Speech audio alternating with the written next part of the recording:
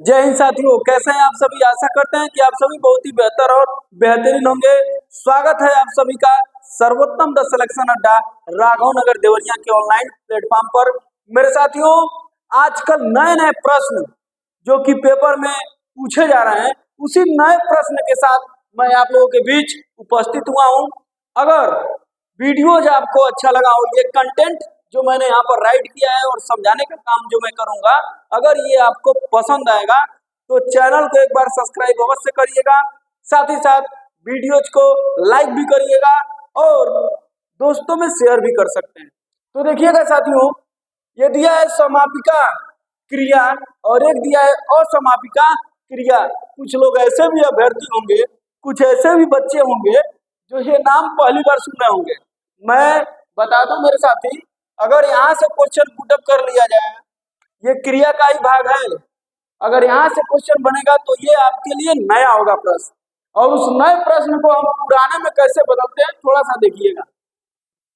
दिया है कि समापिका क्रिया सिर्फ वाक्य की समाप्ति पर क्रिया आती है, यानी कि कोई भी जो वाक्य होगा, जो सेंटेंस होगा, उसके अंत में क्रिया अगर आती है तो वहीं पर होता है आपका समापिका क्रिया। नाम से भी स्पष्ट आप कर सकते हैं कि समापिका यानी कि समाप्त होती हुई क्रिया, यानी कि किसी वाक्य के अंत में। उदाहरण से थोड़ा सा देखेंगे, बच्चे कक्षा में पढ़ते हैं। अब बताइए इसमें क्रिया कहाँ है? ये क्या है आपका?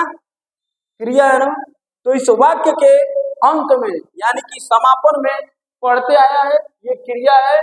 तो इस तरीके का अगर कहीं पे भी कॉन्सेप्ट आपको देखने को मिलेगा, उसी को कहते हैं समापिका क्रिया। दूसरे उदाहरण से समझते हैं साथियों, सीता कमरे में नृत्य करती है। अब बताइए नृत्य करना क्या है? ये भी एक प्रकार की क्या है साथी?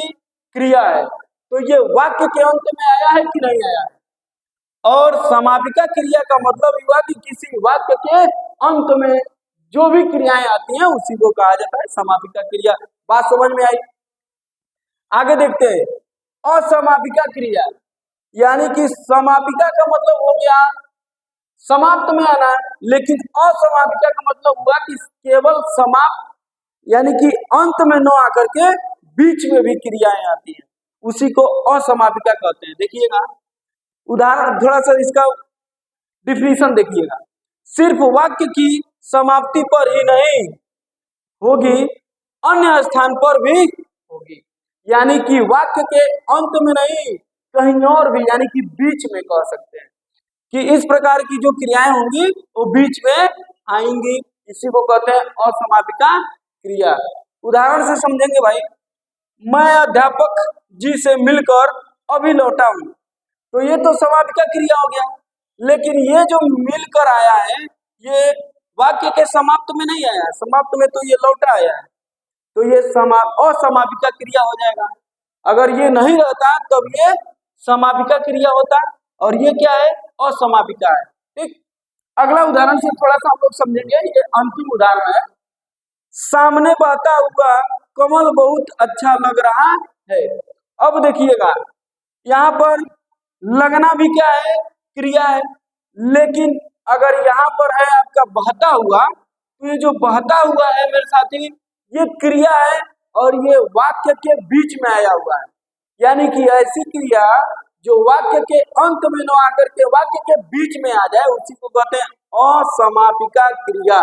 तो मैं आशा ये करता हूं कि आप लोग समापिका और असमापिका क्रिया क्या होता है बहुत ही बेहतर तरीके से, और ये नया कंटेंट आपको देखने को मिला होगा। तो वीडियो जब अच्छा लगा हो तो लाइक शेयर सब्सक्राइब अवश्य करिएगा। जय हिंद।